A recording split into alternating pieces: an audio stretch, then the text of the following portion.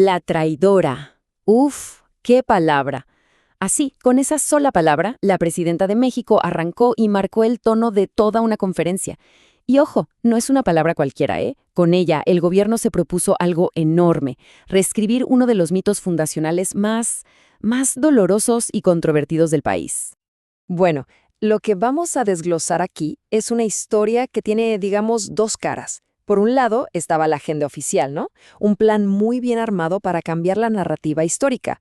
Pero por el otro, la realidad, la política del día a día, se coló en la sala. Y lo hizo con preguntas directas, con temas urgentes que simplemente no podían esperar. A ver, la conferencia prácticamente se partió en dos. Empezamos con un viaje al pasado para reivindicar a una figura histórica y de paso lanzar un programa cultural.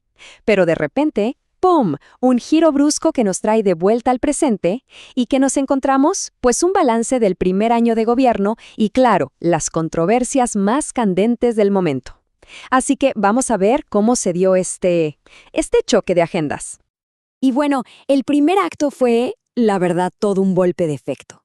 Porque en lugar de empezar con cifras, con política, con lo de siempre, la presidenta le dedicó toda la apertura a un tema mucho, mucho más profundo: la misión de cambiar para siempre la percepción de una figura clave en la historia de México, Malintzin. Es que para entender el peso de todo esto, primero hay que entender el peso de ese nombre, Malintzin, porque ella no fue solo una traductora, para nada. Fue el puente viviente entre dos mundos que estaban a punto de chocar.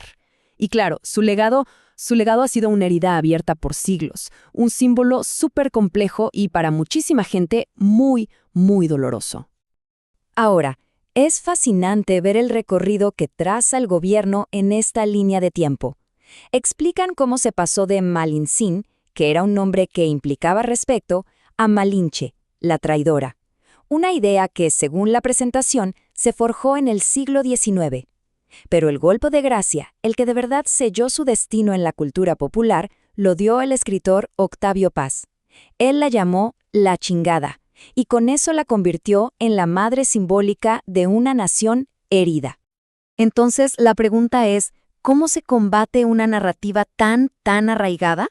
Bueno, pues el gobierno presentó lo que ellos ven como el antídoto: la iniciativa Mujeres del Maíz.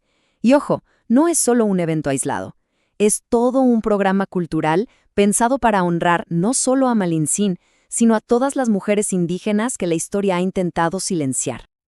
Y el plan es bastante ambicioso, ¿eh? Hablamos de danzas, coloquios, cápsulas en radio y tele. Pero la clave de todo, el centro de la estrategia, está en el título de ese foro: ¿Qué traidora ni qué la chingada? A ver, esto es una bofetada cultural, con la mano abierta a la obra de Paz. Es usar sus mismísimas palabras para demoler su visión. Un movimiento, muy audaz, sin duda. Y aquí es donde todo cobra sentido. Esto no es solo una lección de historia. Para nada. Es que en la misma conferencia, varias líderes indígenas tomaron la palabra. Y lo interesante es cómo conectaron todo. La lucha por reivindicar a Malintzin es la misma lucha por el derecho a la educación, por el derecho a la salud, por una vida libre de violencia, por la participación política, pero hoy, ahora. El mensaje es potentísimo. De nada sirve honrar el pasado si no se garantizan los derechos en el presente. Y justo con eso, la conferencia dio un giro de 180 grados. Cambio total de tono. Pasamos al segundo acto, la sesión de preguntas y respuestas. Y esta arrancó con una petición muy directa: un balance del primer año de gobierno. En cuanto una periodista pidió un balance del primer año, la respuesta de la presidenta fue inmediata. Se notaba que tenía sus 3 logros clave listos para presentar. A ver, primero, seguridad, destacando una reducción del 32% en homicidios. Segundo, educación, con el crecimiento de una nueva universidad pública. Y tercero, y aquí es donde se conecta con el inicio de la conferencia, el primer presupuesto en la historia del país dedicado específicamente a las comunidades indígenas. Y a partir de este punto, digamos que el guión original se tiró a la basura. La conversación se desvió por completo hacia los temas más espinosos, los más polémicos.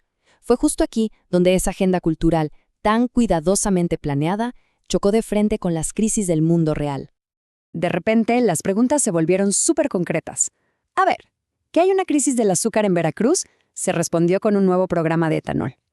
¿Que hay denuncias sobre el acceso al aborto legal? Se reafirmó el compromiso de garantizarlo, sobre todo para menores víctimas de abuso. Vamos, que la administración tuvo que pasar de la teoría histórica a la gestión de crisis, en un abrir y cerrar de ojos. Y luego vino quizá la confrontación más directa de todas. Se tocó el tema de la disputa con un empresario muy poderoso, y la respuesta de la presidenta fue tajante. Lo acusó de querer politizar una deuda para no pagarla, y remató con la frase, «Las deudas se pagan». Y todo esto, claro, venía después de que el empresario fuera a medios de Estados Unidos a quejarse de la inseguridad en México. Un verdadero choque de titanes. Ahí, en vivo y en directo. Y así, con todo esto sobre la mesa, termina la conferencia y nos deja con una gran pregunta flotando en el aire. Lo que vimos fue a un gobierno intentando hacer dos cosas a la vez, casi como un malabarista, ¿no? Por un lado, una cirugía a corazón abierto a la identidad nacional, y por el otro, tratando de apagar los incendios del día a día. La duda que queda ¿es posible realmente reescribir el pasado y al mismo tiempo construir un presente que funcione?